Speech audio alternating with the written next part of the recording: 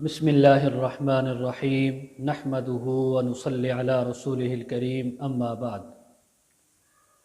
اکثر حضرات ویڈیو جب میں نے بنائی تو انہوں نے تقاضا کیا کہ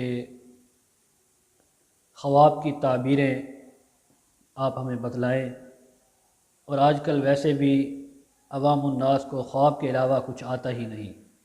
آج کل خواب ہی آ رہے ہیں، تو سب سے پہلے تو یہ بات ذہن میں رکھنی چاہیے کہ خواب کیا چیز ہے اور اس خواب کے بارے میں رسول اللہ نے کیا فرمایا۔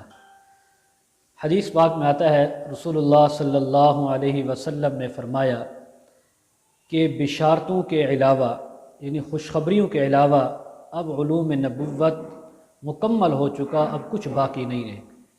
عرض کیا گیا یا رسول اللہ کہ کیا مطلب، اس کا کیا مطلب ہے کہ بشارتوں کے علاوہ؟ فرمایا سچے خواب۔ اب سچے خواب جو ہے وہ لوگوں کو آئیں گے اور ان کا علم انہیں حاصل ہوگا، اس کے علاوہ فرمایا علوم نبوت مکمل ہو چکا۔ اب یہ رسول اللہ نے حدیث بیان فرمائی،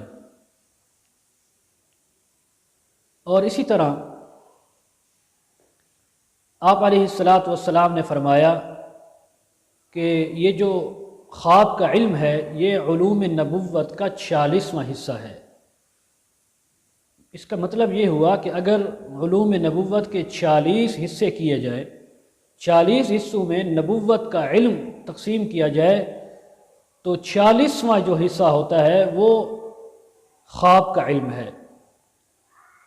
تو الغرض بات کرنے کا مقصد کہ سب سے پہلے آپ کے ذہن میں یہ موجود ہونا چاہیے کہ خواب بھی رسول اللہ صلی اللہ علیہ وسلم کے علوم نبوت میں سے اس کا بھی ایک علم ہے۔